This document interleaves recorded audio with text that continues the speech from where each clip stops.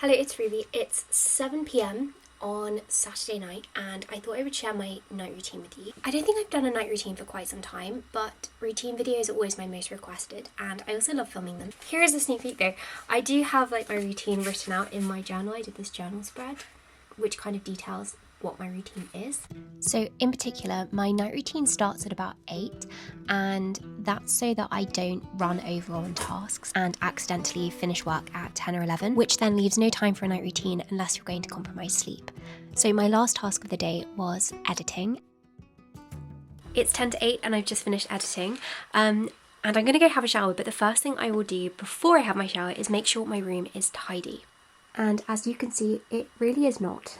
This one has to be a non-negotiable simply because if I don't tidy it now, I won't tidy it after my shower, and then I will wake up with a messy room and that will set off the day in the complete wrong way.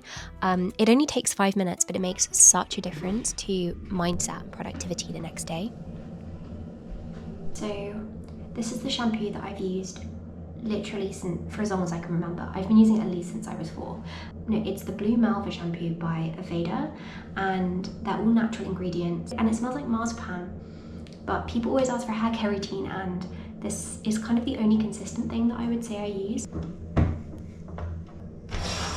Now, my skincare routine is pretty basic. The only product that I will use is the Ordinary Hyaluronic Acid Serum. I use this twice a day, and it just makes your skin feel so, fresh. I can't even explain it. This is also me in real time realising that these horrible spots on my face have finally started to go down. I've got myself some peppermint tea, and this is actually now one of my favourite parts of the whole day. You know those moments where you just feel so perfectly content and happy?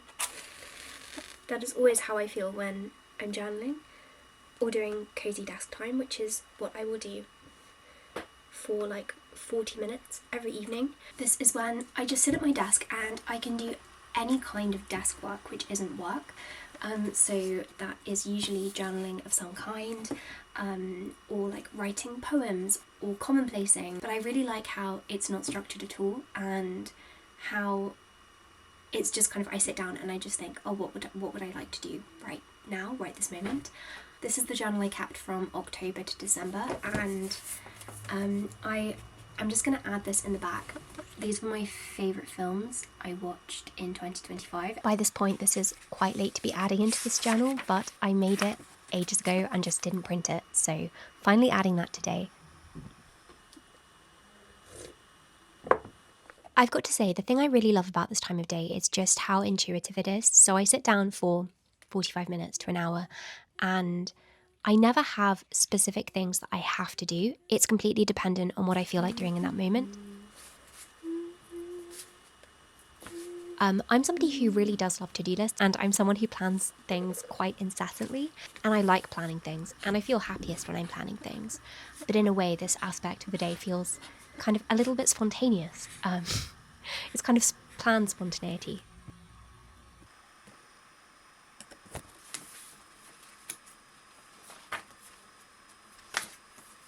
This is my other journal. It's the one I've kept for January and February. I've got just a little bit left. I don't have much, which is quite sad actually. I definitely want to do a journal spread now, but I want some inspiration. So there's this Skillshare class, which I've just been dipping into recently. It's a class on journaling, and she gives some really great prompts and ideas for creative journal spreads. There are actually loads of journaling classes. Skillshare is a place where you can learn new skills, and there are classes on absolutely everything, so I knew that there would be classes on journaling. You can learn graphic design. I love the writing classes, they're the ones that I do most often. I created these very detailed fact files for the different characters, and it was largely inspired by this class. And then I did another one on plotting and writing fast-paced scenes. I've also got a class on there all about commonplacing and the history of commonplacing. So again, it's so variable, there's so much you can learn, and there's also this wonderful class which has loads of journal prompts. So Dylan Muzinski is an illustrator, and so not only do you get the kind of ideas for journaling prompts, but she also demonstrates and illustrates the different journal spreads that she's talking about. I have already done the current cravings one, and I decided to go for the toiletries bag one this time, which starts by taking a reference photo of your current favorites. If you do want to do this class and try these prompts, then you can take this class for free. Skillshare has kindly given a 30-day free trial to the first 500 people who click on the link in the description box or scan the QR code.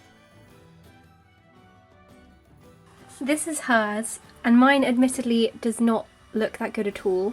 However, it is still very fun, and I'm going to populate this with like a load of writing so that it kind of fits the style of my usual entries. And oh my goodness, it was annotating this that I realised how old a lot of these products are, and also what a creature of habit I am. The last thing I'm briefly going to do is update my Commonplace books. So I have two. This is my neat one where I compile specific quotes. So this is in a variation of the Lockean style. I've got this one which is just kind of messy, and it's for anything that I just don't want to forget.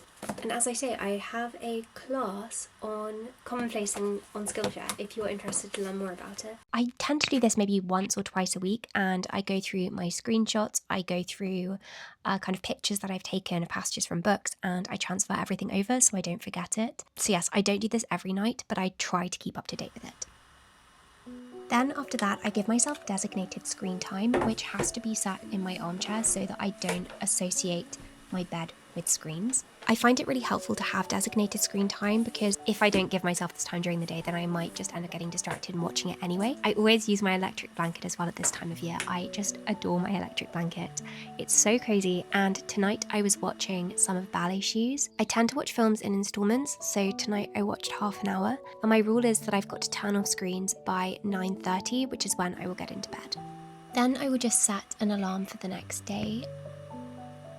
And I also brick my phone. You scan your phone on this grey brick and it blocks you from accessing certain apps. So as you can see, I can't access Instagram now, and this is just to make sure that I don't use social media when I wake up in the morning. At this point, I've turned off all screens for the night, and I go down and get myself another cup of peppermint tea.